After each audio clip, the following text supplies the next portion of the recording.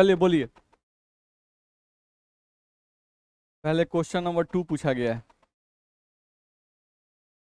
बारी बारी से देखा जाए।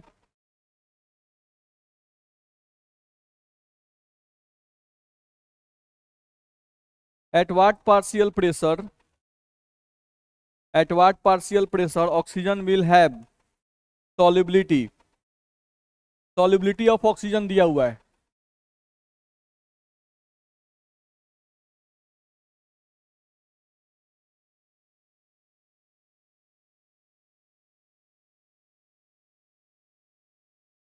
जीरो 0.05 ग्राम पर लीटर।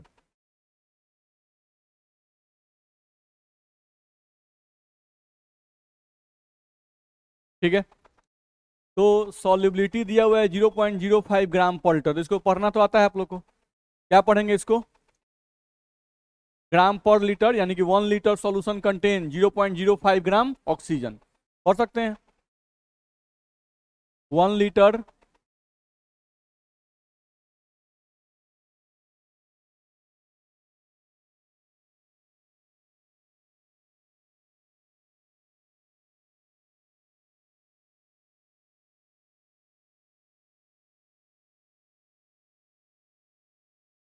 देखा जाए। 1 लीटर सॉल्यूशन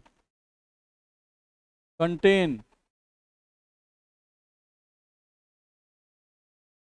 0.05 ग्राम ऑक्सीजन हमारा सॉल्यूट है, O2 गैस। ये पहला काम कर लिए, आगे बढ़ते हैं। Henry's law constant for O2, नहीं, केएच का वैल्यू दिया हुआ है, KH for O2। KH for O2 का वैल्यू अगर देखा जाए तो दिया हुआ है 34.86 किलो बार। 34.86 किलो बार, यानी इसी को अगर लिखेंगे तो हो जाएगा 34.86 गुना 10 का पावर 3 बार। ये दिया हुआ है। Assume the density of the solution to be the same as that of the solvent। ये बोल रहा है कि डेंसिटी ऑफ सॉल्यूशन बराबर है डेंसिटी ऑफ सॉल्वेंट के। आपका जो सॉल्वेंट है ये वाटर है, तो याद रखिएगा कि जो वाटर का डेंसिटी होता है वो होता है 1 ग्राम पर मिल लीटर। कितना होता है? 1 ग्राम पर मिल लीटर। ये आपको याद रखना होता है, तो बड़ा सिंपल होता है, ध्यान रखना है। इतना इंफॉर्मेशन आपके पास दिया हुआ है। आपसे पूछ रहा है पार्शियल प्रेशर ऑफ ऑक्सीजन। आपसे पूछ रहा है क्वेश्चन में कि पार्शियल प्रेशर ऑफ ऑक्सीजन बताओ क्या होगा। यही क्वेश्चन है। नहीं तो आप हेनरी लॉ पढ़े हैं?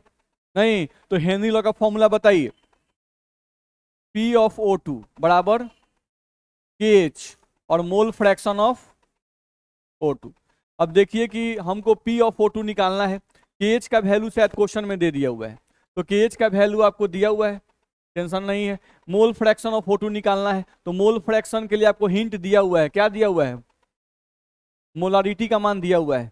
नहीं तो अगर मोलारिटी दिया हुआ है तो मोल फ्रैक्शन निकल सकता है कि नहीं निकल सकता है? निकल सकता है। हम लोग को देखो तो मोलारिटी का वैल्यू दिया है 0.05 ग्राम पर, सॉरी मोलारिटी हम बोल रहे हैं, स्ट्रेंथ दिया हुआ है। चलो हम लोग को देखा जाए तो हम लोग को वैल्यू दिया है 0.05 ग्राम पर लीटर। इसी की मदद से, इसके मदद से वो क्या निकालना है? Mole fraction. क्या निकालना है? Mole fraction. ठीक है, और हमारा सॉल्यूट कौन है? O2।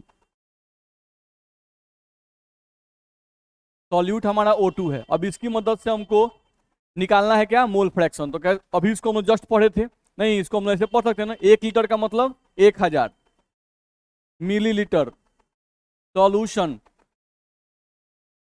कंटेन्स 0.05 ग्राम सॉल्यूट, और सॉल्यूट कौन है? O2। हमको मोल फ्रैक्शन के लिए मोल ऑफ O2 चाहिए। नहीं तो मोल ऑफ O2 का मतलब गिवन वेट ऑफ O2 बटा मॉलिक्यूलर वेट ऑफ O2 चाहिए। नहीं तो मोल ऑफ O2 तो सामने दिख रहा है। अगर हम देखें कि हमको मोल ऑफ O2 निकालना है तो मोल ऑफ O2 तो हमको दिख रहा है, given weight of solute 0.05 divided by O2 का मोलकुलर वेट कितना? 32। तो मोल ऑफ O2 निकल गया। नहीं, हम लोग को फॉर्मूला होता है मोल फ्रैक्शन निकालने का, मोल ऑफ O2 बट्टा mole of O2 plus mole of solvent, यही ना होता है जी। चलो अब देखते हैं कि हमको सॉल्वेंट का इंफॉर्मेशन नहीं है, लेकिन हमको सॉल्यूशन का वॉल्यूम दिया हुआ है। नहीं तो अगर सॉल्यूशन का वॉल्यूम दिया हुआ है तो हम यहां पर मास ऑफ सॉल्यूशन निकाल सकते हैं। क्या निकाल सकते हैं? चलो मास ऑफ सॉल्यूशन कैसे निकलता है, तो हमको वॉल्यूम और डेंसिटी में मल्टीप्लाई करना पड़ेगा। नहीं, अब सॉल्यूशन का शायद वॉल्यूम दिया हुआ है कितना, 1000 मिलीलीटर, तो 1000 मिलीलीटर तुम यहां रख सकते हो, multiplied by density of solution.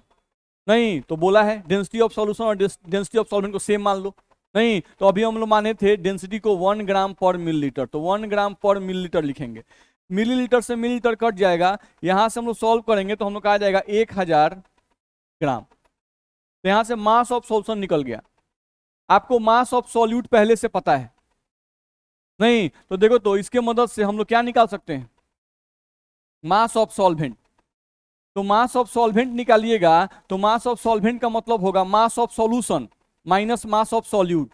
तो मास ऑफ सॉल्यूशन निकालना है, बताइए क्या करें, मास ऑफ सॉल्यूशन कितना आया है 1000 माइनस मास ऑफ सॉल्यूट,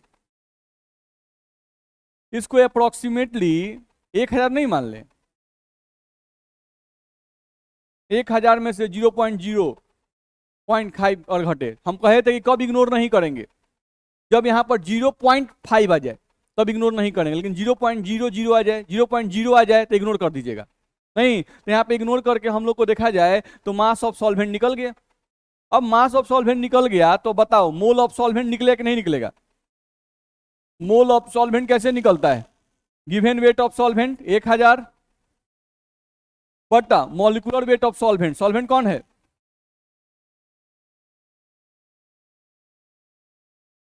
बोलो दिक्कत है?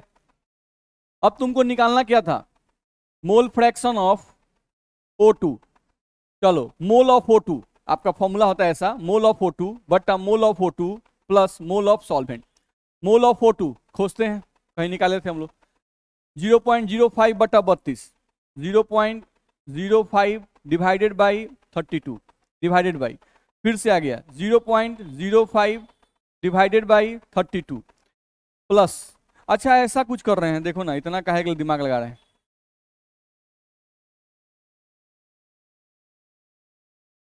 मोल फ्रैक्शन ऑफ O2 क्या लिखें, मोल ऑफ O2 बटा क्या लिखें, मोल ऑफ सॉल्वेंट। क्यों कर रहे हैं, क्योंकि नेग्लिजिबल हम लोग माने हैं, कम मान रहे हैं। नहीं अब चलो मोल ऑफ सॉल्यूट शायद निकाल चुके, 0.05 divided by 32 multiplied by mole of solvent निकाले हैं 55 पॉइंट। यहां से मोल फ्रैक्शन नहीं निकलेगा, निकल गया। अब ये बताओ कि तुमको निकालना क्या था, पार्शियल प्रेशर ऑफ O2 बराबर फॉर्मूला था KH mole fraction of O2। KH का वैल्यू पीछे क्वेश्चन में दिया गया था 34.86 गुना 10 का पावर 3, 34.86 गुना 10 का पावर 3, 34.86 गुना 10 का power 3 multiplied by mole fraction of O2। तो इसको सॉल्व करके जो भी वैल्यू आएगा, नहीं उस वैल्यू को यहाँ पे रख सकते हैं कि नहीं रख सकते हैं, तो यहाँ से आप मोल फ्रैक्शन ऑफ O2 इसको सॉल्व कीजिएगा, सॉल्व करके जो भी वैल्यू आएगा उसको यहाँ पुट कीजिएगा, गुना करके आंसर आ जाएगा। आएगा? दिक्कत है इसमें? क्वेश्चन समझ में आना चाहिए, क्वेश्चन जहां नहीं समझ में आए वहां पूछिए हमसे।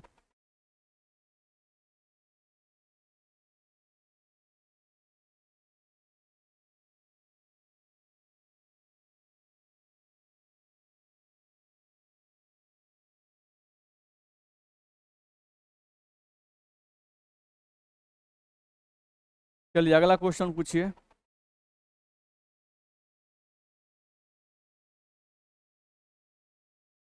आगे बढ़े।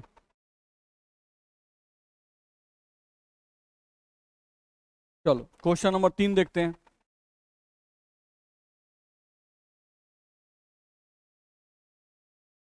Air contains O2 and N2 in the ratio 1:4. Ratio of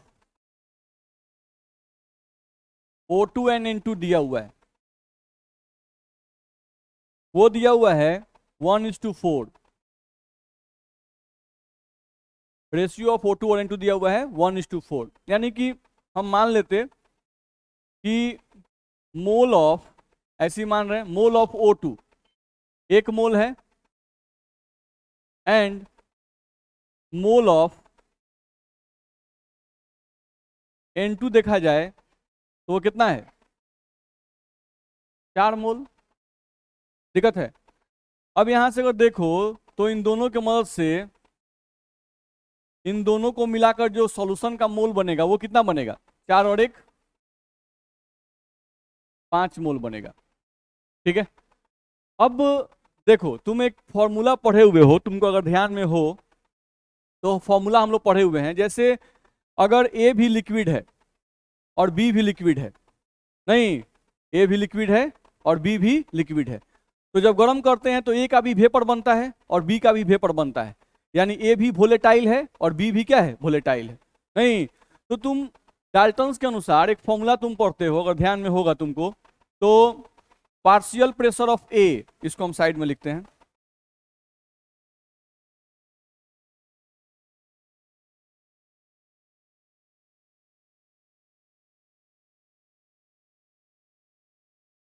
ऐसा पढ़ते हैं कि नहीं? नहीं, partial pressure of A is equals to P S X dash A, ये हम लोग पढ़ते हैं। चलो क्वेश्चन पढ़ते हैं। अब कितना क्वेश्चन था ये, 3 number. Air contains O2 and N2 in the, calculate the ratio of solubility in terms of mole fraction of O2 and N2 dissolved in water at atmospheric pressure। नहीं, इन दोनों पर, दोनों जो गैसेज हैं इन पर कितना प्रेशर लग रहा है, एटमॉस्फेरिक प्रेशर के बराबर प्रेशर लग रहा है, और एटमॉस्फेरिक प्रेशर होता कितना है, 1 atm प्रेशर होता है। नहीं तो 1 atm हमारे पास टोटल प्रेशर है, तो हम लोगों को देखा जाए, यहाँ तो लिख देते हैं पहले हम लोग, हमारे पास टोटल प्रेशर जो है वो कितना है,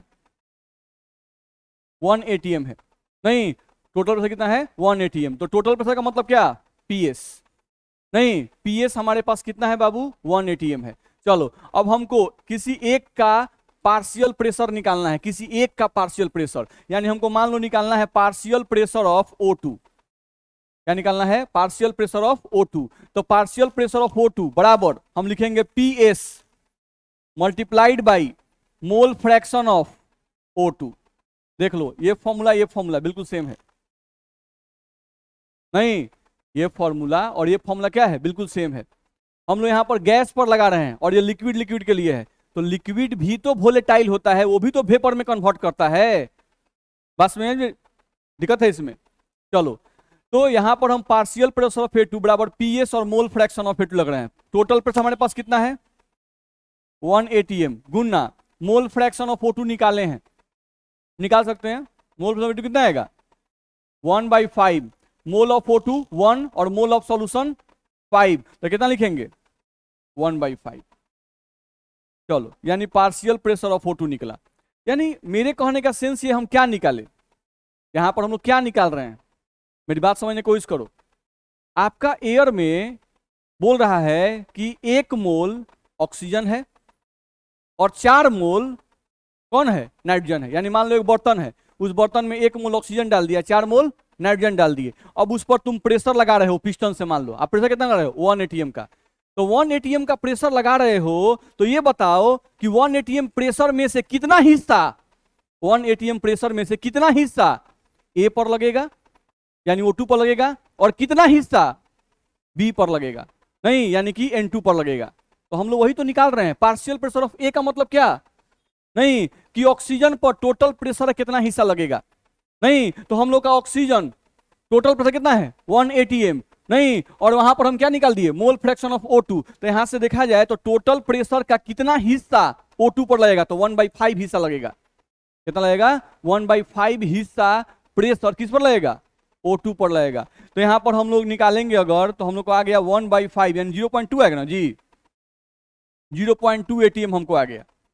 चलो अच्छा, सेम एज हमको निकालना है पार्शियल प्रेशर ऑफ N2 बराबर, तो फिर से टोटल प्रेशर कितना, 1 atm, इसका मोल फ्रैक्शन कितना होगा जी, 4/5।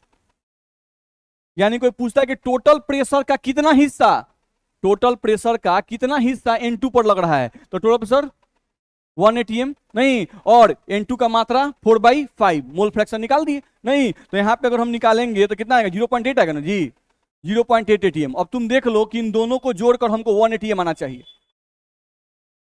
मेरी बात समझ में आ रही है? इसमें किसको दिक्कत है? नहीं।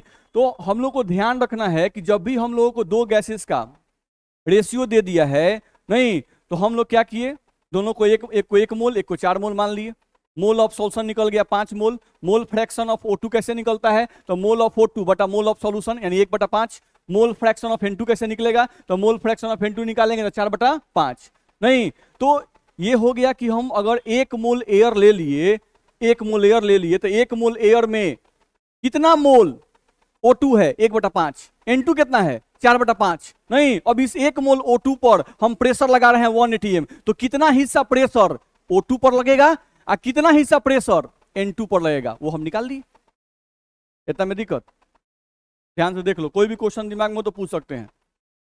अब हमको प्रेशर निकल गया। अब देखो तो क्वेश्चन में शायद केएच का मान दिया है क्या, देखो ध्यान से।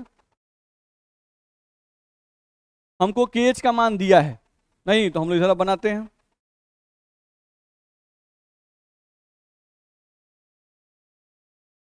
चलो, calculate the ratio of solubility in mole fraction Henry constant for O2। चलो, तो हमारे पास देखो तो PO2 according to Henry law चल रहे हैं, अकॉर्डिंग टू हेनरी लॉ। अब हेनरी लॉ का यूज कर रहे हैं। पार्शियल प्रेशर ऑफ O2 बराबर KH mole fraction of O2 नहीं, ठीक। अब इसकी मदद से, इस फॉर्मूला की मदद से हम मोल फ्रैक्शन ऑफ O2 निकालेंगे। मोल फ्रैक्शन ऑफ O2 बराबर क्या आएगा, प्रेशर ऑफ O2 और बटा में कितना, KH। ठीक। चलो, pressure of O2, pressure of O2, partial pressure of O2, partial pressure of O2 0.2, value of KH O2 के लिए 3.30 गुना 10 का पावर 7 आ गया। ये हो गया mole fraction of O2 according to Henry. ध्यान रखना है। अब हम निकालेंगे क्या चीज, फिर से पार्शियल प्रेशर ऑफ N2 बराबर KH और मोल फ्रैक्शन ऑफ N2। इसकी मदद से मोल फ्रैक्शन ऑफ N2 निकालो, बराबर मोल फ्रैक्शन ऑफ N2 निकालेंगे तो आ जाएगा पार्शियल प्रेशर ऑफ N2 बट्टा में कितना, KH। Partial pressure of N2 कितना है नहीं, तो हमारे पास वैल्यू आया है 0.8। चलो, इसके लिए वैल्यू कितना है, 6.6 गुना 10 का पावर 7। ये आ गया। बोलो इतना में दिक्कत है? अब हमको इन दोनों का रेशियो निकालना है, यानी हमको निकालना है मोल फ्रैक्शन ऑफ O2 बट्टा mole fraction of N2 according to Henry. चलो, तो मोल फ्रैक्शन ऑफ O2 का वैल्यू 0.2 बट्टा में 3.30 गुना 10 का power 7 Guna mole fraction of N2 बट्टा में लाएंगे तो ये पलट जाएगा, आ जाएगा 6.6 गुना 10 का पावर 7 बट्टा में 0.8।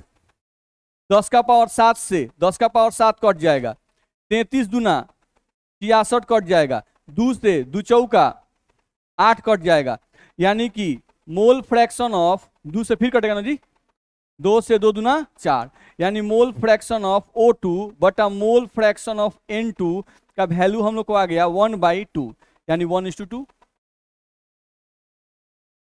देख लो, जब भी दो गैसेस दिए जाएं और उस पर कोई एक प्रेशर दे दिया नहीं, तो पहले तुमको पार्शियल प्रेशर सबका निकालना पड़ेगा अलग नहीं। किस फॉर्मूला से, डाल्टन्स के फॉर्मूला से। एक तुमको पहले पार्शियल प्रेशर निकाल लो नहीं, और उसके बाद तब हेनरी का फॉर्मूला यूज करो, आपका क्वेश्चन बनेगा। हर एक क्वेश्चन हमको कुछ नया चीज सिखाएगा, ध्यान रखना है नहीं। मोल फ्रैक्शन के डेफिनेशन में ये सब चीज नहीं सिखाता है, लेकिन प्रॉब्लम बनाएंगे तो वो चीज हमको सिखा रहा है, ध्यान रखना है। तो इसलिए कहते हैं कि ज्यादा से ज्यादा प्रॉब्लम्स बनाओगे ना तो कॉन्सेप्ट खुलेगा, ध्यान रखना है। चलो आगे बोलो।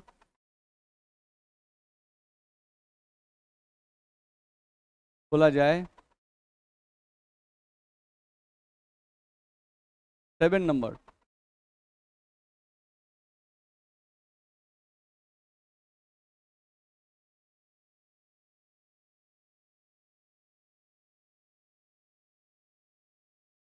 What concentration of nitrogen should be present in a glass of water at room temperature? Assume temperature of 25 degrees Celsius, a total pressure of 1 atmosphere and mole fraction of nitrogen in air is 0.78 kH for nitrogen दिया हुआ है। देखिए, जब भी concentration पूछे, जैसे इसका answer भी हमको देखना है, जैसे ही कॉन्सेंट्रेशन पूछता है जनरल क्वेश्चन में, तो जनरली जब भी सॉल्यूशन चैप्टर में बोले कि calculate the concentration of the solution, इसका मतलब कि मोलारिटी निकालना है। क्या निकालना है? मोलारिटी हमको निकालना है। ये बात दिमाग में रखना होगा, ठीक है। चलो, अब यहां पर ध्यान दो, आपका जो एयर है, एयर में मेन कंपोनेंट कौन है? ऑक्सीजन और नाइट्रोजन, ठीक है। अब तुम ध्यान से देखो, इसमें मोल फ्रैक्शन ऑफ नाइट्रोजन तुमको दे दिया है। तुम ध्यान से देखोगे, अगर क्वेश्चन पढ़ोगे तो तुमको मोल फ्रैक्शन ऑफ नाइट्रोजन दे दिया है। कितना दिया हुआ है? 0.78, ठीक है। और टोटल प्रेशर दे दिया है, बोल रहा है टोटल प्रेशर जो एयर पे लग रहा है, नहीं, वो टोटल प्रेशर दे दिया है, वो एटमॉस्फेरिक प्रेशर के बराबर है। कितना होगा? 1 atm। तो इन दोनों के मदद से पार्शियल प्रेशर ऑफ नाइट्रोजन निकलेगा कि नहीं निकलेगा? निकलेगा। अभी हम लोग सीखे थे, पार्शियल प्रेशर ऑफ नाइट्रोजन निकालना है तो हमको रखना पड़ेगा यहां पर टोटल प्रेशर PT, यानी टोटल प्रेशर ध्यान रखना है, और मोल फ्रैक्शन ऑफ नाइट्रोजन। तो टोटल प्रेशर कितना है? 1 atm Guna mole fraction of nitrogen कितना? 0.78। तो वैल्यू हम लोग को आ गया सीधे 0.78 atm। बोलो, दिक्कत है? यानी हमको क्या निकल गया कि भाई प्रेशर तो एयर पे लग रहा है, नहीं तो एयर में तो बहुत सारी गैसेज हैं, ध्यान रखना है। नहीं तो जो 1 atm प्रेशर है उसका कितना हिस्सा N2 पर लग रहा है, नहीं तो हम लोग निकाल लिए N2 पर कितना प्रेशर लगेगा? 0.78 प्रेशर लगेगा N2 पर। टोटल प्रेशर कितना है? 1 atm। लेकिन 1 atm में से कितना हिस्सा N2 पर लग रहा है? 0.78 प्रेशर जो है वो किस पर लग रहा है? N2 पर। जैसे नहीं होता, मान लो एक आदमी को धक्का देना है, आप एक आदमी को मान लो कि 10 atm के प्रेशर से धक्का दे रहे हो, आप एक आदमी को धक्का दे रहे हो 10 atm के प्रेशर से, तो आपका पूरा का पूरा प्रेशर उस पर चला गया 10 atm। लेकिन मान लो कि आप अकेले हैं, फिर आपको उतना ही ताकत से 2 आदमी को धक्का देना है, नहीं तो आपका प्रेशर बढ़ेगा कि नहीं बढ़ेगा? एकदम बढ़ जाएगा। नहीं, आप पहले वाले को अकेले 10 atm ताकत से धक्का दे रहे थे तो वो ज्यादा दूर तक धकेलाएगा, लेकिन अब 2 आदमी आ गया और दोनों को अगर उतना ताकत से ढकेलिएगा, उतना ही ताकत से, तो बताइए कि पहली बार में जितनी ताकत से धक्का दिए थे, जितना दूरी वो तय किया था, क्या अभी भी उतना दूरी तय करेगा? नहीं करेगा भाई, आपका प्रेशर बढ़ जाएगा। ध्यान रखना है, फिर आदमी की संख्या बढ़ जाए, आपका प्रेशर और बढ़ जाएगा। मेरी बात दिमाग में जा रही है? नहीं तो ये पॉइंट हमको ध्यान रखना है। तो प्रेशर ऑफ N2 हमको निकल गया। अब देखो क्वेश्चन में और क्या दिया है, KH फॉर नाइट्रोजन दे दिया है,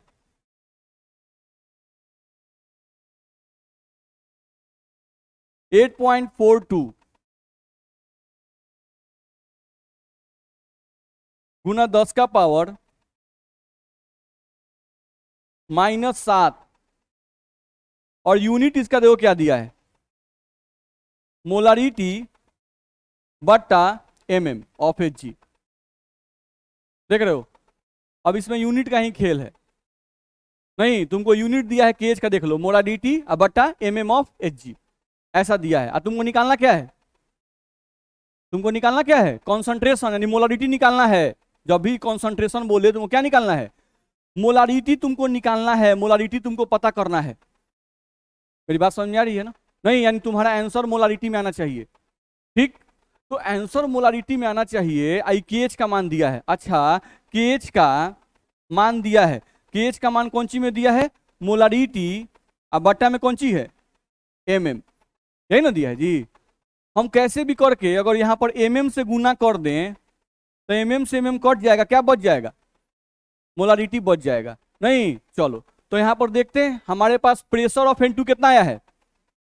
0.78 atm। चलो, हम लोग को याद रखना होगा कि 1 atm बराबर 760 mm ऑफ Hg होता है। ये जानते हैं? नहीं जानते हैं। सोचिए, जैसे आप किसी चीज को दबाते हैं, आप किसी चीज को दबा रहे हैं, नहीं तो अगर आप किसी चीज को दबा रहे हैं तो कितना दबा रहे हैं ये कैसे मालूम चलेगा? जैसे मान लो एक एटीएम के हम बोले का कि एक एटीएम के प्रेशर तुमको हम दबा रहे हैं, तो आपको कैसे मालूम चला कि हम एक एटीएम प्रेशर हम दबा रहे हैं? हम तुमको दो एटीएम के प्रेशर दबा रहे हैं, नहीं, कैसे मालूम चला कि दो एटीएम के दबा रहे हैं? मरकरी के लंबाई से मालूम चलता है। बात समझ में आ रहा है? अगर हम एक एटीएम का प्रेशर लगाएंगे तो जो मरकरी है, जो थर्मामीटर में आपका रहता है, नहीं, वो 760 मिलीमीटर फैल जाएगा। अगर 760 मिलीमीटर मरकरी फैल गया है तो समझ जाइए कि आप प्रेशर जो लगाए हैं वो कितना का लगाए हैं? 1 एटीएम का प्रेशर लगाए हैं। अगर आपका मरकरी 760 मिलीमीटर से ज्यादा फैल गया, इसका मतलब हुआ कि आप एक एटीएम से ज्यादा प्रेशर लगाए हैं। ये सब बात मेरे दिमाग में जा रहा है? नहीं, जैसे सोचिए जो पहले टेम्परेचर का, प्रेशर का यूनिट खोजने में कितना दिक्कत हुआ होगा। नहीं, ये चीज गर्म है, कितना गर्म है छू के बताया जाएगा, नहीं, तनी मनी गर्म है, तनी ज्यादा गर्म है, नहीं, बहुत ज्यादा गर्म है, नहीं, तो कैसे एक्यूरेट मापा जाएगा? ये बड़ा दिक्कत हुआ था शुरू में, स्केल निकालने में बहुत दिक्कत हुआ था। किसी चीज को दबा रहे हैं, प्रेशर लगा रहे हैं, तो कैसे मालूम चले कितना प्रेशर लगा रहे हैं इस पर? नहीं, तो ये सब में हेल्प कौन किया? मरकरी। ध्यान रखना है, मरकरी की लंबाई के आधार पर ही टेम्परेचर, प्रेशर सब मापा जाता है, ध्यान रखना है। नहीं तो यहाँ पर आपको कोई बोलता है कि हम एक एटीएम का प्रेशर लगा रहे हैं, इसका मतलब कही अच्छा, यानी मरकरी 760 मिलीमीटर फैल गया। नहीं, अगर ज्यादा फैल गया तो इसका मतलब प्रेशर ज्यादा लगा दिया, कम फैला इसका मतलब प्रेशर क्या हो गया? कम हो गया। तो ये मरकरी के फैलाव के आधार पर ही प्रेशर मापा जाता है, ध्यान रखना है। तो चलो 1 एटीएम बराबर 760 mm होता है, और हमारे पास यहाँ पर कितना आया है? 0.78।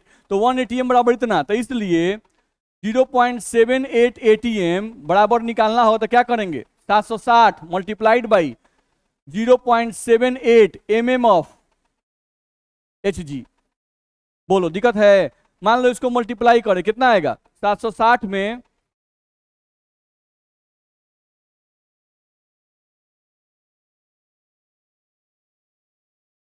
760 मल्टीप्लाइड बाई 0.78, तो हम लोग को वैल्यू आ गया 592.8। वैल्यू कितना आ गया? 592.8, यही ना आ रहा है? ठीक है, अब हम लोग को ये देखो, तो ये वैल्यू कौन सी में आ गया? mm में। बोलो इतना में दिक्कत है? अब चलो हमको निकालना क्या है? मोलारिटी। तो मोलारिटी निकालने के लिए हम लोग अभी क्या कहे कि केएच और mm में गुना कर दो, तो मोलारिटी बराबर केएच और पार्शियल प्रेशर ऑफ N2 को मल्टीप्लाई करो।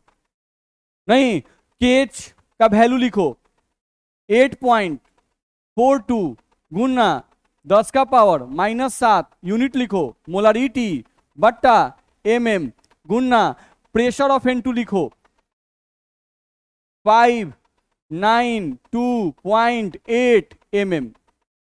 अब यहां से देखो तो mm से इसका mm कैंसिल हो जाएगा। अब इसको और इसको हम मल्टीप्लाई कर दें तो आंसर हमारा मोलारिटी में आ जाएगा कि नहीं आएगा? देख लो, दिक्कत है? नहीं, तो इस टाइप का क्वेश्चन हम लोग को बनाना पड़ेगा।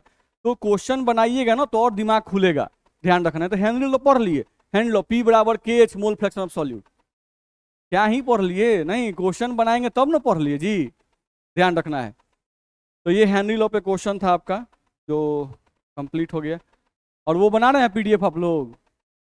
जो एक और आपको दिया गया था शायद 10 या 15 क्वेश्चन था उसमें, है 2400 क्वेश्चन है, तो बनाइए उसको। तो आसान पढ़े हुए हैं आप, मोलारिटी मोल फ्रैक्शन पे। नहीं, उसमें भी जो क्वेश्चन फंसे उसको पूछिए। रिवीजन करने का यही तरीका है, और कोई तरीका नहीं है। हेनरी लॉ क्वेश्चन बनेगा ना, हेनरी लॉ याद हो जाएगा बार बार। फिर फॉर्मूला P बराबर KH mole fraction solute, P बराबर K, कहियो नहीं भूलिएगा, ध्यान रखना है। लीजिए अमन जी, उन क्वेश्चंस को भी बनाइए और जो फंसे उसको पूछिए।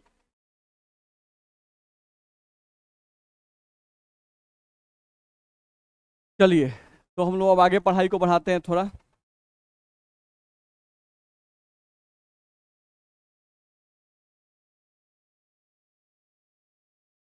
तो आप लोगों को पढ़ने का मन कर रहा है कि नहीं कर रहा है? नहीं, एक और PDF मिला नहीं, तब देखिए इनको, अभी एक बना नहीं था, एक और धरा दिए। नहीं, बिना मतलब का दिमाग खराब हो रहा है।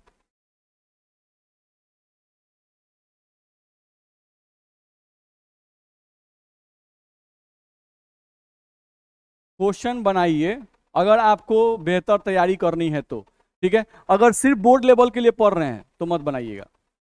अगर सिर्फ चाहते हैं कि हम बोर्ड लेवल ही पढ़ना चाहते हैं तो बोर्ड लेवल के लिए जो भी बच्चे पढ़ रहे हैं वो लोग डीपीएस को इग्नोर कर दीजिएगा। जो क्लास में पढ़ाया जा रहा है सिर्फ उतना याद कर जाइए, आपका बहुत अच्छा मार्क्स आ जाएगा। ध्यान रखना है, बहुत बेहतर मार्क्स आएगा। कोई इसमें जरूरत नहीं है आपको डीपीएस बनाने का, प्रॉब्लम बनाने का, न्यूमेरिकल बनाने का। लेकिन हाँ, आपको बेहतर करना है, ये नहीं केमिस्ट्री में हमको अच्छा करना है, नहीं केमिस्ट्री यहाँ पढ़ लिए 12th का तो फिर हमको कहीं और नहीं पढ़ना पड़े, वैसा हम जरूर पढ़ा देंगे। ध्यान रखना है, नहीं कि आपको कहीं भी और पढ़िएगा तो आपको कोई डिफरेंट नहीं लगेगा, आपको लगेगा नहीं ये न्यूमेरिकल तो बनाया हुआ है, इस टाइप का तो हम क्लास से बनाए थे। नहीं, तो आप बनाइएगा तब तो। जो लोग कंपटीशन की तैयारी करना चाहते हैं, जो लोग एक्स्ट्रा तैयारी करते हैं, उनके लिए ये सब है। और जो लोग को है कि नहीं हमको खाली 12th बोर्ड पढ़ना है, क्लास में बहुत पढ़ाया जाता है, हम पूरा कंप्लीट एनसीईआरटी को पढ़ा देते हैं, एक भी पॉइंट नहीं छोड़ा जाएगा। ध्यान रखना है, तो आप आराम से पढ़ जाइए उसको, कोई जरूरत नहीं है एक्स्ट्रा पढ़ने का। लेकिन जिनको भी पढ़ना है थोड़ा सा एक्स्ट्रा, उनके लिए जरूरी है। चलिए, नहीं तो हम लोग यहाँ ट्रेंड क्या बना हुआ है, 12th पास कीजिए तब कम से कम तैयारी में भिड़िए। बहुत ही गलत ट्रेंड है ये, इतना गलत ट्रेंड है। बच्चा को दिमाग में क्या चलता है, अरे यार पहले बोर्ड देखो ना, दिमाग खराब है तुम्हारा, नहीं कम से कम फिर तुम भिड़ा हुआ है। अरे नहीं होता है, आप कम बोर्ड तो नहीं पढ़ने वाले बच्चे भी पास कर जाते हैं। आप ये क्यों नहीं दिमाग में रख रहे हैं? जो बच्चा गांव में बैठा हुआ है वो बोर्ड एग्जाम नहीं निकाल रहा है क्या? निकाल रहा है, और आपसे अच्छा परसेंटेज ला देगा। नहीं, क्योंकि बिहार बोर्ड का तो मार्किंग एवरेज होता है। नहीं, आपका राइटिंग कहीं गड़बड़ है, जो गांव का लड़का है उसका राइटिंग बड़ा मस्त है, नहीं राइटिंग बड़ा बढ़िया लिख लेता है, आपसे छाप के बढ़िया लिख दिया, आप इससे ज्यादा मार्क्स ले जाएगा। तो बोर्ड एग्जाम तो कोई भी पास कर जाएगा, आप क्यों एक्स्ट्रा पढ़ रहे हैं? तो एक्स्ट्रा पढ़ रहे हैं तो एक्स्ट्रा एफर्ट लगाइए। जोर लग रहा है, माथा में दर्द कर रहा है, एथी कर रहा है, मतलब न्यूमेरिकल बना रहा है, कैलकुलेशन करना पड़ रहा है, बार बार दिक्कत हो रहा है, नहीं आंख दर्द कर रहा है, करिए, करना पड़ेगा, नहीं तभी बेहतर हो पाइएगा। नहीं नहीं तो आराम से तो कुछ मिलता है नहीं भाई। ध्यान रखिए, आपको सर दर्द करेगा, पढ़ने का मन नहीं करेगा, 11 बज जाएगा, अच्छा आप सोए जाएगा, अच्छा आधा घंटा और, अच्छा 1 घंटा और करना ही पड़ता है, रात का 1 बजेगा पता नहीं चलेगा, अब फिर 5 बजे उठना भी है। नहीं तो ये सब करना ही करना है, नहीं कीजिएगा मत कीजिए, आप अपने आप को इग्नोर कीजिए। आप किसी और के लिए थोड़ी ना कर रहे हैं, अपने लिए कर रहे हैं, इग्नोर कीजिए अपने आप को। चलिए आया जाए, vapour pressure of A solution containing non volatile solute. अब देखो तो हम लोग अभी जो पढ़े, थोड़ा देर पहले आप याद करो हम लोग क्या पढ़ रहे थे, vapour pressure of solution containing volatile solute. यानी अभी हम कुछ देर पहले आपको, यानी पिछले क्लास में हम पढ़ा रहे थे, ध्यान दो, तो हम आपको पढ़ा रहे थे कि आपका एक सॉल्यूशन है जिसमें ए है और बी है। ए आपका क्या है, सॉल्वेंट, और बी क्या है, सॉल्यूट। हम बोले कि सॉल्वेंट जो है ये भी आपका लिक्विड है, और जो सॉल्यूट है वो भी क्या है, लिक्विड है। नहीं, अब यहां पर हम लोग जब इसको गर्म कर रहे थे, नहीं इस लिक्विड को, ए और बी के जब लिक्विड को गर्म कर रहे थे, तो यहाँ जो वेपर बन रहा था वो वेपर ए का बन रहा था कि ए और बी दोनों का बन रहा था? ए और बी दोनों का बन रहा था। यहाँ जो बन रहा था वो था vapours of A and B. बोलो इसमें दिक्कत है? नहीं, तो vapours of A and B, तो यहाँ स्केल पर जो प्रेशर लगेगा वो ए का भी वेपर लगाएगा और बी का भी वेपर लगाएगा। स्केल मान लो उठ के यहाँ से यहाँ गया, नहीं तो ये आपका आ गया पी एस, यानी टोटल प्रेशर आ गया। तो इस टोटल प्रेशर में कुछ हिस्सा ए लगाया होगा और कुछ हिस्सा बी लगाया होगा। लगाया होगा कि नहीं लगाया होगा? इतना में दिक्कत है? नहीं। अच्छा, तो इसका फॉर्मूला आप पढ़ चुके हैं, इसका फॉर्मूला राउल्स ने हमें पढ़ा दिया। क्या पढ़ाया? पी एस बराबर P zero B minus P zero A X B plus P zero A. पढ़ लिए कि नहीं पढ़ लिए? दिक्कत है? ये फॉर्मूला हम लोग पढ़ चुके हैं। तो ये फॉर्मूला किसके लिए है? ये वैसे सॉल्यूशन के लिए है जिसमें सॉल्वेंट भी लिक्विड है और सॉल्यूट भी लिक्विड है, वैसे सॉल्यूशन के लिए है। नहीं, यानी यहाँ पे सॉल्यूट लिक्विड है, यानी सॉल्यूट क्या है, वोलेटाइल।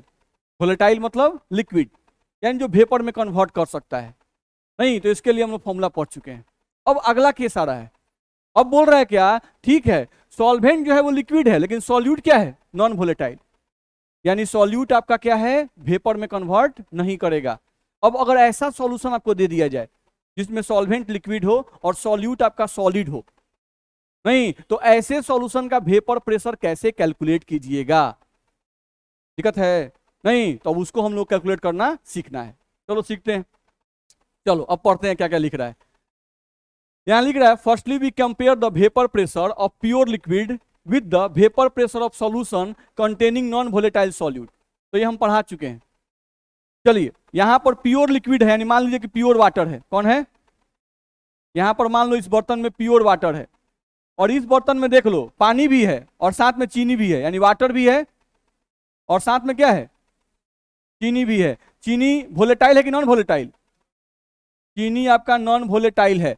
चलो अब ये बताओ, इसको हीट सप्लाई किए प्योर लिक्विड को, नहीं, और यहां भी इसको हीट सप्लाई किए पानी और चीनी के सॉल्यूशन को, तो ज्यादा वेपर कौन बनाएगा, प्योर लिक्विड की पानी और चीनी का सॉल्यूशन? प्योर लिक्विड ज्यादा वेपर बनाएगा। ये हम लोग पढ़ चुके हैं। प्योर लिक्विड के वेपर प्रेशर को याद करो, P0 से दिखाते थे, नहीं, और सॉल्यूशन के प्रेशर को PS से दिखाते थे, नहीं। तो हम लोग का जब नॉन वोलेटाइल सॉल्यूट रहेगा उस केस में P0 का मान ज्यादा होता है किससे? PS। इतना में दिक्कत है? नहीं दिक्कत है। P0 का मान ज्यादा होगा और PS का मान क्या होगा, कम होगा। कब? जब सॉल्यूट नॉन वोलेटाइल होगा तब। ठीक। अच्छा मान लो कि जो प्योर लिक्विड है इसका वेपर प्रेशर तुमको आ गया, ऐसे मान लेते कि 10 ATM आ गया, नहीं, और इसका वेपर प्रेशर तुमको आ गया, मान लेते हैं कि 8 ATM आ गया, वेपर प्रेशर कम हो गया, नहीं। तो वेपर प्रेशर कितना से कम हुआ? 2 ATM, इसका 10 है, ऐसा कितना 8, तो कितना से कम हुआ है? 2 ATM से कम हुआ है। अच्छा नहीं, तो वेपर प्रेशर कम हुआ, नहीं, 10 - 8, 10 - 8 हम लोग कैसे निकाले? P0 - PS। कैसे निकाले? P0 - PS। नहीं, तो एक टर्म आता है, इसी में हम लोग आगे टर्म आने वाला है, बोलेगा lowering of vapour pressure, define lowering of vapour pressure, नहीं, तो लोअरिंग ऑफ वेपर प्रेशर यहां होगा P0 - PS होगा। यानी वेपर प्रेशर चीनी डालने के बाद वेपर प्रेशर कितना से घट गया, लोअर कितना से हो गया, उसी को बोलते हैं लोअरिंग ऑफ वेपर प्रेशर। तो लोअरिंग ऑफ वेपर कैसे निकलता है? प्योर सॉल्वेंट के वेपर प्रेशर में से सॉल्यूशन के वेपर प्रेशर को अगर घटा दिया जाए तो हमको क्या निकल जाएगा, लोअरिंग ऑफ वेपर प्रेशर, यानी वेपर प्रेशर कितना से घट गया। निकलेगा नहीं निकलेगा? निकलेगा। चलो देखते हैं।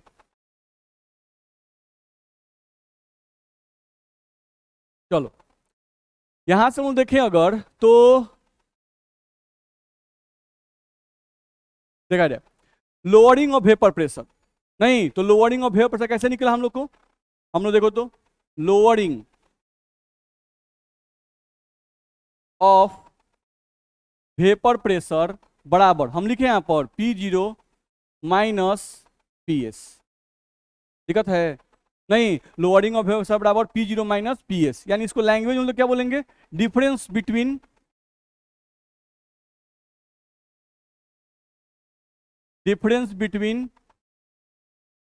Vapour pressure of pure, difference between vapour pressure of pure solvent and vapor pressure of solution is called as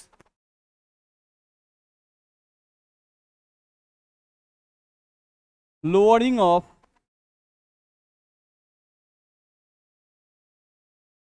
vapor pressure। इतना में दिक्कत है, कर सकते हैं। चलो आगे बढ़े हम लोग। चलो तो यहां पर अगर ध्यान दिया जाए तो हम लोग केयर करें, हम लोग के पास यहां पर एक बर्तन था,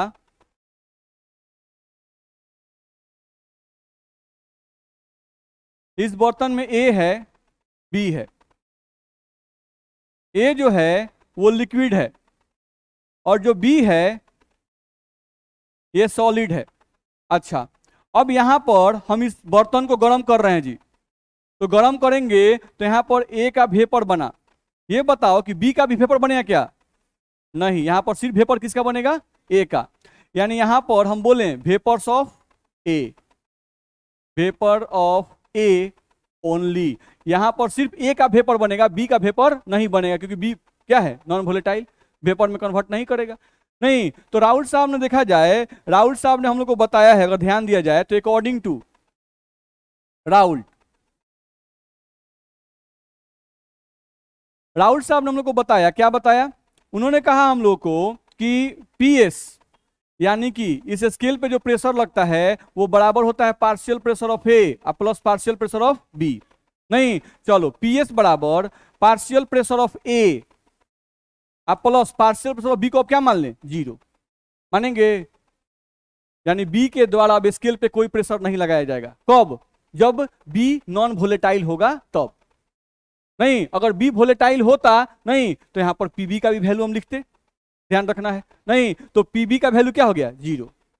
इतना में दिक्कत है नहीं, क्योंकि बी सॉलिड है, वेपर नहीं बनाएगा तो उसका प्रेशर क्या हो गया, 0 हो गया।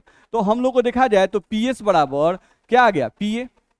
नहीं यानी पीएस बराबर हम लोग को लिख सकते हैं P0A XA, लिख सकते हैं कि नहीं लिख सकते हैं, इतना में दिक्कत है। चलो अब देखो तो हम लोग इसको लिख रहे हैं पीएस, अब बट्टा यहां पर जो P0A है उसको यहां पे ला रहे हैं बराबर XA। बोलो इतना में दिक्कत है किसी को। चलो अब हम देखा जाए तो हम इस XA को चाहते हैं XB के रूप में लिखना। ये जो XA है इसको क्या लिखना चाहते हैं हम, XB के रूप में लिखना चाहते हैं। तो याद करो तुम ये चीज जानते हो, XA प्लस XB का वैल्यू कितना होता है, 1। तो अगर तुमको XA बराबर लिखना है तो 1 माइनस XB लिखे तो कोई दिक्कत है क्या, इसमें दिक्कत नहीं ना है। नहीं तो हम देखो तो यहां लिख रहे हैं PS बराबर PS बटा P0A, और यहां पर इसको हम 1 माइनस लिख रहे हैं, 1 माइनस XA लिख रहे हैं। इसको भी हम 1 माइनस कर दिए, हम चाहते हैं कि XB के रूप में आ जाए। तो अगर 1 माइनस XA कर देंगे तो हमको क्या निकल जाएगा, यहां से हम लोग इसको ऐसे लिख दें कि अगर हमको XB चाहिए तो XB के लिए क्या निकालना पड़ेगा, 1 माइनस XA। तो हम चाहते थे कि XA को XB के रूप में लिख दें, तो हम XA को लिख दिए 1 माइनस 1 माइनस, तो 1 माइनस इधर किए तो इधर भी 1 माइनस कर दिए, इक्वेशन को बराबर करने के लिए। दिक्कत है। चलिए अब इसको हम लिख रहे हैं तो क्या आ जाएगा, P0A माइनस PS बट्टा P0A बराबर 1 माइनस XA को क्या लिखेंगे, XB। तो ये जो फॉर्मूला हम लोग का आया, ये फॉर्मूला हम लोग यूज करेंगे, सॉरी ये फॉर्मूला हम लोग यूज करेंगे कब, जब हम लोग का नॉन वोलेटाइल सॉल्यूट होगा तब, ध्यान रखना है। नहीं अब P0A का मतलब vapour pressure of A in pure state, PS का मतलब total pressure, vapour pressure of A in pure state, और XB यानी मोल fraction of solute in solution. बोलो दिक्कत है। नहीं XB का मतलब क्या है, मोल fraction of solute in solution, ये वो चीज है। P0A का मतलब vapour pressure of A, P0A का मतलब vapour pressure of A in pure state, ध्यान रखना है। PS total pressure of solution, total pressure of solution. इतना में दिक्कत है, फिर से देख लो हम क्या किए। हम बोले कि एक बर्तन लिए, बर्तन में आपका A और B है, A लिक्विड है, B सॉलिड है। यहां पर हीट करेंगे तो सिर्फ A का वेपर बनेगा, B का वेपर नहीं बनेगा। यानी A के द्वारा ही सिर्फ प्रेशर स्केल लगाया जाएगा, B के द्वारा लगाया गया प्रेशर 0 हो जाएगा। तो वही तो हम किए हैं, B के द्वारा लगाया गया प्रेशर क्या कर दिए, 0 कर दिए। तो PS बराबर PA आ गया, PS बराबर PA आ गया, PS बराबर PA का फॉर्मूला पढ़ चुके हैं, P0A XA पढ़ लिए। अब P0A को इसको बट्टा में ला दिए तो PS बट्टा P0A आ गया बराबर XA। अब हम चाहते हैं कि XA को XB लिख दें, तो XA में से हम क्या किए, 1 माइनस कर दिए, यहां भी 1 माइनस कर दिए, और अगर इधर 1 माइनस करेंगे तो इधर भी 1 माइनस करेंगे, क्योंकि इक्वेशन हम लोग का यही रहना चाहिए, ध्यान रखना है। तो इधर भी 1 माइनस किए, इधर भी 1 माइनस किए। अब इसी को सॉल्व किए तो ये इक्वेशन हम लोग को आ गया P0A माइनस PS बट्टा P0A बराबर क्या आ गया, XB। दिक्कत है। तो इस फॉर्मूला का यूज हम लोग का बहुत ज्यादा आएगा। नहीं कब इसका यूज करेंगे, जब हम लोग का सॉल्यूट क्या हो, नॉन वोलेटाइल। और नॉन वोलेटाइल सॉल्यूट में कौन जनरली आएगा, तो चीनी आएगा, नमक आएगा, नहीं यूरिया आएगा, ग्लूकोज आएगा, ध्यान रखना है। तो ये बात हमेशा रखिए। अब नॉन वोलेटाइल सॉल्यूट कभी लिखता है कभी नहीं लिखेगा, सीधे बोल देगा एक शुगर सिरप सॉल्यूशन, सीधे लिखेगा एक ग्लूकोज सॉल्यूशन, नहीं हैज वेपर प्रेशर। अब लगेगा बच्चा अच्छा वेपर प्रेशर क्वेश्चन है, कौन फॉर्म लगाएं, नहीं ना नॉन वोलेटाइल वोलेटाइल लिखबे नहीं किया है, तो अब क्या लगाएंगे, तो दिमाग लगाना है, नहीं कि जब भी यूरिया रहे शुगर रहे, कौन कौन, यूरिया, हम यहां लिख रहे हैं यूरिया रहेगा, शुगर रहेगा, ग्लूकोज रहेगा, मोस्ट कॉमन यही लोग आते हैं, नहीं, या सॉल्ट रहेगा, ये सब जब भी रहेंगे तो ये सभी हमारे नॉन वोलेटाइल हैं। तो नॉन वोलेटाइल के लिए ये फॉर्मूला अप्लाई करेंगे, ध्यान रखना है। आगे बढ़ सकते हैं, दिक्कत है, चलो। अब हम लोग का ये जो फॉर्मूला आया P0A माइनस पी एस बटा P0A, नहीं उस फॉर्मूला को हम यहाँ लिख रहे हैं, देखो तो हम लोग का फॉर्मूला आया P0A माइनस पी एस बटा P0A, यही फॉर्मूला हम लोग को आया, यही ना आया, बराबर मोल फ्रैक्शन ऑफ सॉल्यूट, ध्यान रखना है, ये फॉर्मूला हम लोग को आया। अब इस फॉर्मूला के बारे में थोड़ा समझ लें, देखो इसमें ऊपर जो लिखा हुआ है P0A minus P S, P0A minus P S, ये जो लिखा हुआ है एक्चुअली ये क्या है,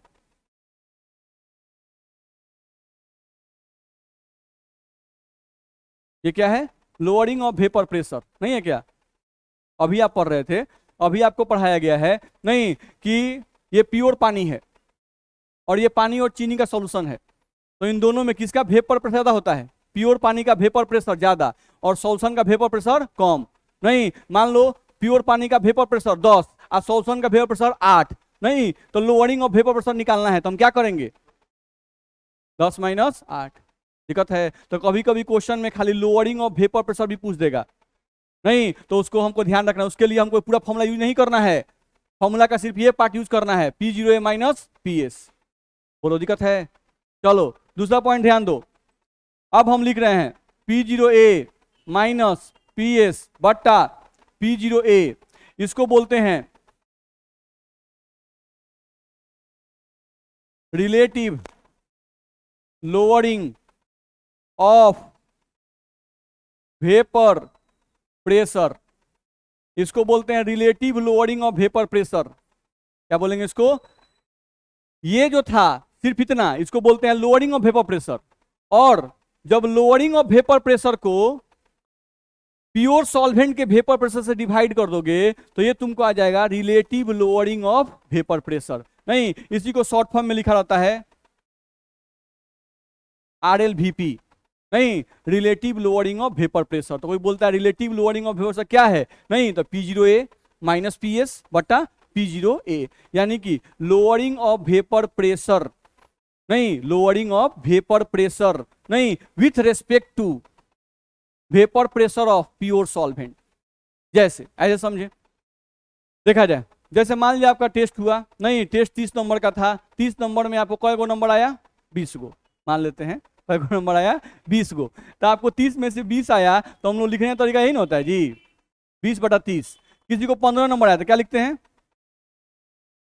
यानी कि कहने का मतलब यह है कि 30 के रेस्पेक्ट में आपको 20 आया, नहीं यहां पे कहने का मतलब क्या है 30 के रेस्पेक्ट में वो कितना आया 20, 30 के रेस्पेक्ट में किसी को 15 आ गया, आ रहा है कि नहीं, ये नीचे वाला फिक्स है, ये नहीं चेंज करता है, ये नहीं चेंज करता है, कौन चेंज करता है ऊपर वाला, इसमें भी आ जाओ, ये नहीं चेंज करेगा, ये तो फिक्स है, vapour pressure of pure solvent ये तो फिक्स है P0A, ध्यान रखना है, चेंज क्या करेगा ये वाला, नहीं lowering of vapour pressure change करेगा, चीनी का मात्रा तुम कितना डाले हो, नहीं उस पर इसका वैल्यू हमेशा चेंज करता रहेगा, ये चेंज करेगा तो P0A माइनस पी एस का वैल्यू हमेशा क्या करेगा चेंज करेगा।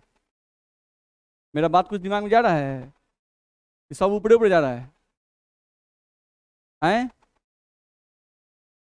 इसमें जहां पर नहीं समझ में आए वहां रोकना है, नहीं इसमें जहां नहीं समझ में आए रोकना है, ठीक है। जैसे P0A का वैल्यू फिक्स है, नहीं चेंज क्या होगा PS, तो अगर PS चेंज होगा तो P0A माइनस पी एस का वैल्यू चेंज होगा कि नहीं होगा, होगा। जैसे एग्जांपल समझो,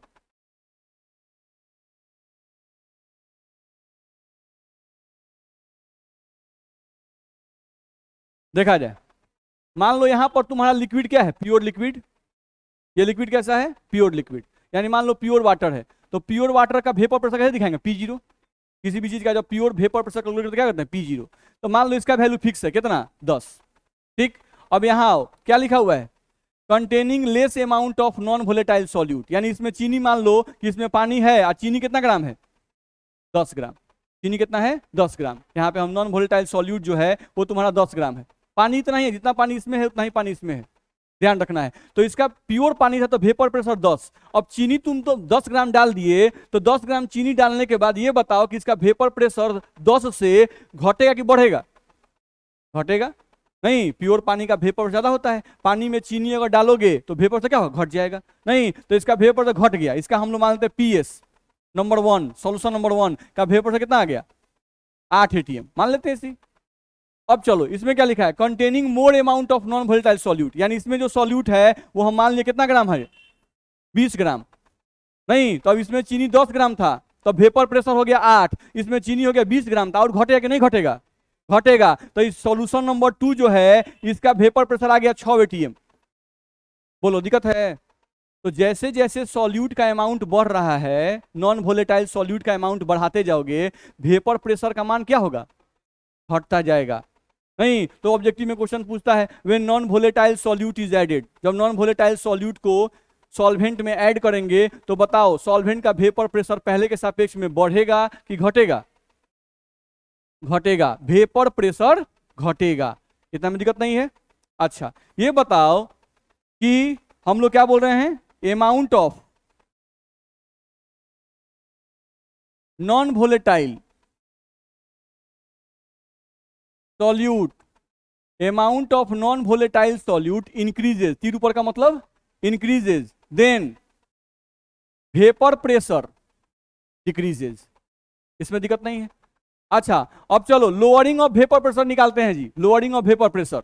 नहीं, यहां ध्यान दो, लोअरिंग ऑफ वेपर का फॉर्मूला है P0 माइनस PS। तो सॉल्यूशन नंबर 1 के केस में निकालते हैं, यहां पर P0 माइनस PS1, बताओ कितना आएगा, 10 माइनस 8 कितना आएगा, 2 ATM। चलो अब इसके और इसके में कंपेयर करेंगे तो हम लोग का फिर से P0 माइनस PS2 यही फॉर्मूला है। नहीं, तो P0 का वैल्यू कितना, 10, ये फिक्स है, यही चेंज करेगा। कितना, 6, कितना आ गया, 4 ATM। अब देखो क्वेश्चन पूछ रहा है, बोल रहा है क्या कि when non volatile solute is added. जब नॉन वोलेटाइल सॉल्यूट ऐड करते हैं तो बताओ लोअरिंग ऑफ वेपर प्रेशर का मान बढ़ता है कि घटता है। तो लोअरिंग ऑफ वेपर प्रेशर का मान बढ़ता है। देखो पहला केस में जब तुम लोअरिंग ऑफ वेपर प्रेशर का मान निकाले हो तो 2 ATM। नहीं, और जब नॉन वोलेटाइल सॉल्यूट बढ़ गया तो अब लोअरिंग ऑफ वेपर प्रेशर जब तुम निकाले हुए हो तो बताओ वैल्यू कितना आया है, 4 ATM। नहीं, तो छोटा छोटा ऑब्जेक्टिव में क्वेश्चन पूछेगा। नहीं, आ सब में लगता है कि अरे नॉन वोलेटाइल सॉल्यूट डालते हैं तो वेपर प्रेशर तो बढ़ता ही है। नहीं नहीं, सॉरी, वेपर प्रेशर क्या होता है, घटता ही है, ये दिमाग में गया। अब वेपर प्रेशर घटता ही है, लेकिन अब यहाँ पे वेपर प्रेशर नहीं पूछा, लोअरिंग ऑफ वेपर प्रेशर पूछ रहा है। ध्यान रखना है कि अगर नॉन वोलेटाइल सॉल्यूट अगर बढ़ जाएगा तो लोअरिंग ऑफ वेपर प्रेशर का मान बढ़ेगा कि घटेगा, बढ़ेगा। ध्यान रखना है। नहीं, तो यहां पर ध्यान रखना है, अरे कुछ बोल देना है।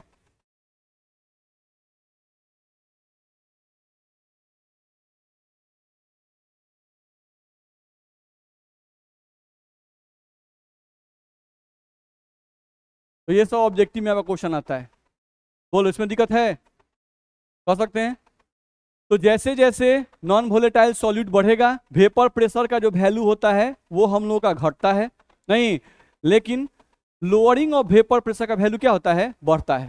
साथ साथ जैसे जैसे अमाउंट ऑफ सॉल्यूट बढ़ता है, amount of non volatile solute बढ़ता है, देन याद रहे RLVP relative lowering of vapour pressure का मान भी बढ़ेगा। नहीं, relative lowering of vapour pressure का मान भी क्या होगा, बढ़ेगा। क्योंकि relative lowering of vapour pressure जो है वो तो RLVP के मान पे ही डिपेंड करता है। RLVP अब बट्टा P0 है, तो P0 तो कांस्टेंट है। नहीं, ये वाला बढ़ रहा है, ऊपर वाला बढ़ रहा है, तो निश्चित रूप से हम लोग का ये भी बढ़ेगा। ध्यान रखना है।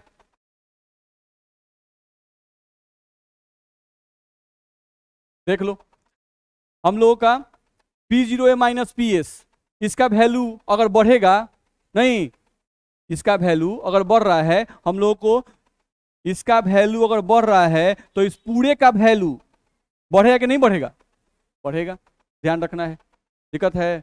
नहीं। तो ये सब पॉइंट हमको ध्यान रखना है। तो ये रिलेशन तो हमको वही बता ही रहा है, नहीं देता रहा। देखो तो P0A minus PS lowering of vapour pressure बटा P0A नहीं बराबर मोल फ्रैक्शन ऑफ सॉल्यूट बोला गया है। तो मोल फ्रैक्शन ऑफ सॉल्यूट का मतलब क्या होता है? Amount of solute. इसका मतलब क्या होता है? Amount of solute. तो ये बोल रहा है कि अगर अमाउंट ऑफ सॉल्यूट बढ़ेगा तो RLVP का मान भी बढ़ेगा, नहीं बढ़ेगा? नहीं। तो ये रिलेशन भी तो आपको बता रहा है कि मोल फ्रैक्शन ऑफ सॉल्यूट बढ़ेगा यानी अमाउंट ऑफ सॉल्यूट बढ़ेगा तो RLVP का मान भी बढ़ेगा। बोलो इस बात में दिक्कत है? नहीं।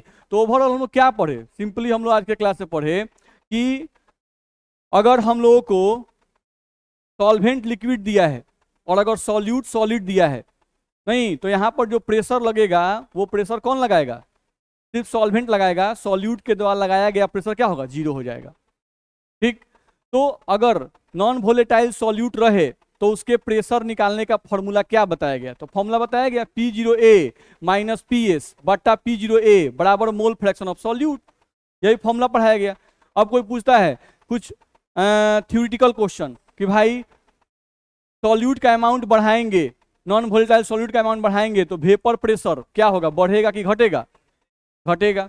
और अगर सॉल्यूट का नॉन वोलेटाइल सॉल्यूट का अमाउंट बढ़ाएंगे तो लोअरिंग ऑफ वेपर प्रेशर का मान क्या होगा? घटेगा। नहीं। और रिलेटिव लोअरिंग ऑफ वेपर का मान क्या होगा? वो भी घटेगा। चलो अब एक चीज लास्ट ये समझ लें कि इसको हम लोग क्या बोल रहे थे? Lowering of vapour pressure. इस पूरे को क्या बोलते हैं? Relative lowering of vapour pressure. तो हम अभी समझा रहे थे कि अगर तुमको 30 नंबर का टेस्ट है और 30 नंबर टेस्ट में 20 नंबर आता है तो हम लिखते हैं 20/30, यानी कि 30 के सापेक्ष में 20 आया, 30 के सापेक्ष में कितना आया? 15 आया। नहीं, 30 के रिलेटिव आपको 15 आया, 30 के रिलेटिव आपको 20 आया। तो जिसके रेस्पेक्ट में निकालते हो उसको नीचे रखते हैं। नहीं तो यहां जो वेपर प्रेशर घट रहा है, जैसे पानी था, प्योर पानी, अब पानी में तुम चीनी डाले तो वेपर प्रेशर किसका घट रहा है? पानी का कि चीनी का? पानी का। किसका घट रहा है? पानी का वेपर, क्योंकि उसी को ना वेपर में कन्वर्ट करना है, ध्यान रखना है। तो एक्चुअली देखा जाए, नहीं तो हम लोग वेपर प्रेशर जो निकाल रहे हैं वो किसके रेस्पेक्ट में निकाल रहे हैं? प्योर सॉल्वेंट के वेपर प्रेशर के रेस्पेक्ट में, ध्यान रखना। नहीं, प्योर सॉल्वेंट के वेपर प्रेशर के रेस्पेक्ट में नहीं हम लोग का वेपर प्रेशर कितना से लोअर हुआ, ध्यान रखना है। नहीं, इसी को हम लोग बोल रहे हैं relative lowering of vapour pressure, ध्यान रखना है। इसका मतलब हुआ कि प्योर सॉल्वेंट के वेपर प्रेशर के रिस्पेक्ट में लोअरिंग ऑफ वेपर प्रेशर जब निकालते हैं तो उसी को हम लोग कहते हैं relative lowering of vapour pressure. नहीं तो हम यहाँ लिख रहे हैं, यहाँ पे हम लिख रहे हैं lowering of vapour pressure with respect to vapour pressure of pure liquid is called as RLVP। इसी को कहते हैं relative lowering of vapour pressure. इतना में दिक्कत है? ठीक, तो इतना रिवाइज करके आइएगा, अगले क्लास में आगे बढ़ेंगे।